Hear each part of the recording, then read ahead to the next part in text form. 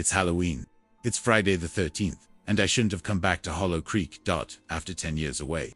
I returned to my quiet hometown for what's supposed to be a reunion weekend with old high school friends. But something's wrong. The town feels off, empty, forgotten. And when we arrive at the isolated lake house where we used to party, the power goes out, the phones lose signal. And we're not alone. Someone or several someones in masks are stalking us through the woods, the cabin, and our memories. Every mask resembles an urban legend from the town's dark past: the butcher, the scarecrow, the hollow girl. They know our names, they know our secrets, and they've waited for us to come back. I never wanted to come back to Hollow Creek. Not after what happened in senior year. Not after we found what we did in the woods. But when Jesse messaged all of us about a 10-year reunion, just us. The original crew, I figured one weekend wouldn't kill me. I didn't know how right. We were 5 when the weekend began. Jesse, Kayla, Mark, and Zoe. We'd been inseparable in high school parties in the woods. Secret dares in the cornfields. Sneaking beer down by Lake Marrow. We called ourselves the Hollow Hearts. Stupid name, I know. But we thought we were legends. Now we were just survivors, pretending nothing ever happened. The drive up was already cursed. My GPS died 20 minutes out of town. Then I passed a black dog limping down the side of the road, half its face missing. No tags, no eyes. When I pulled into the gravel driveway of the lake house, the sun was dipping low. The place looked the same rotted deck, same half-collapsed boathouse, but something in the air felt wrong, like the place had been waiting for us.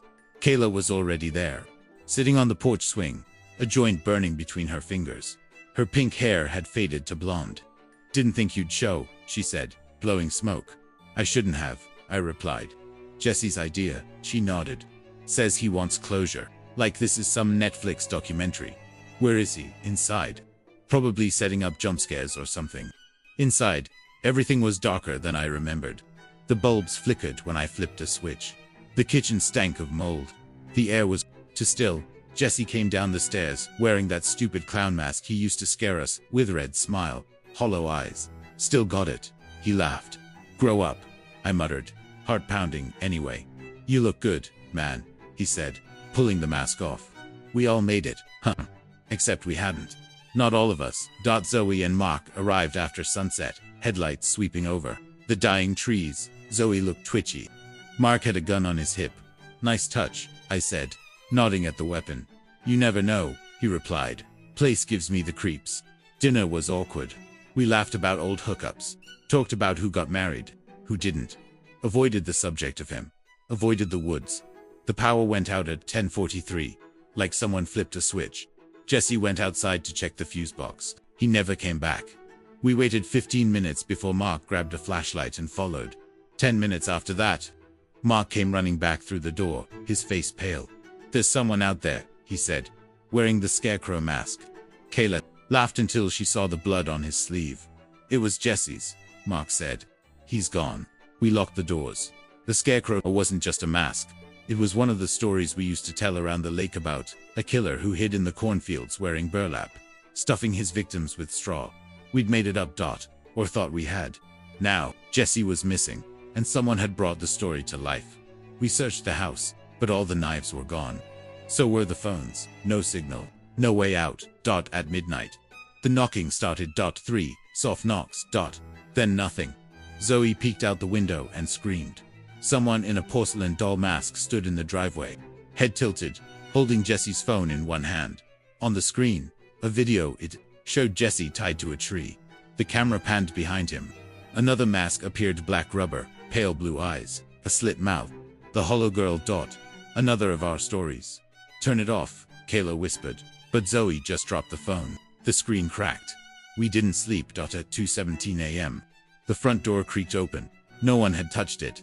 I grabbed a fire poker and crept toward the sound. The living room was empty until the lights flickered on, and someone was standing in the center of the room, wearing the butcher's mask. Thick leather, rusted pig snout, butcher knife in hand. Kayla screamed and ran. The masked figure lunged. I swung the poker, caught him in the arm, but he barely flinched. We ran upstairs. Mark fired once down the hall.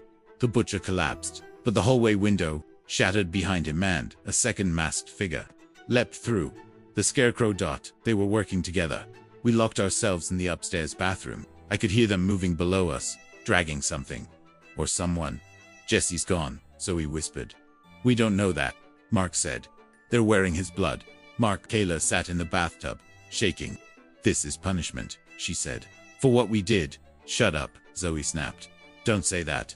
We left him to die, Kayla hissed. 10 years ago. You all remember.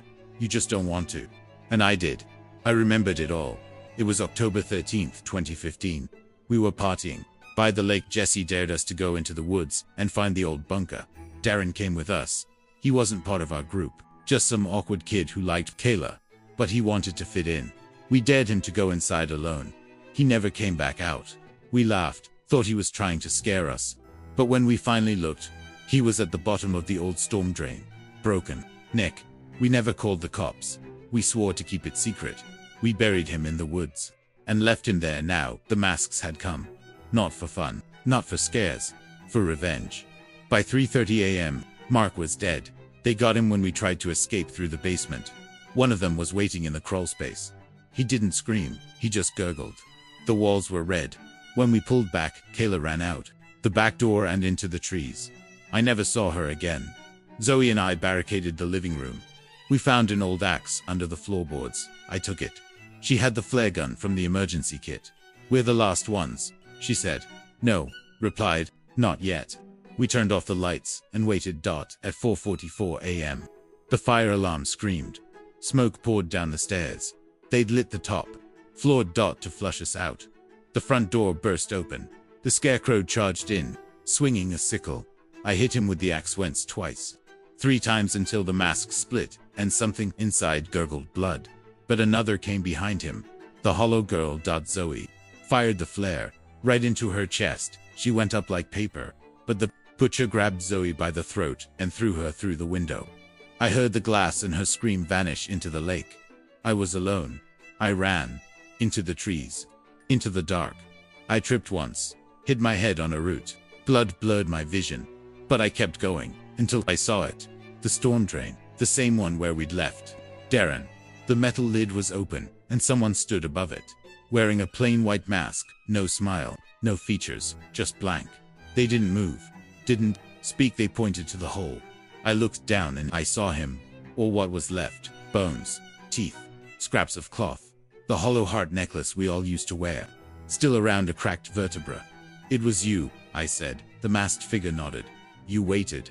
Another nod. You killed them all. They tilted their head, almost curious. Then they turned and vanished into the woods. Dawn came slow. I walked back to the house. The flames had died down. Zoe's body wasn't in the lake.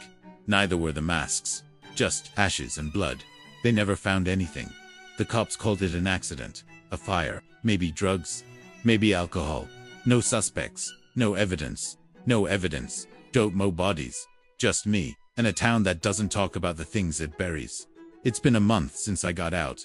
And this morning, I found something on my porch.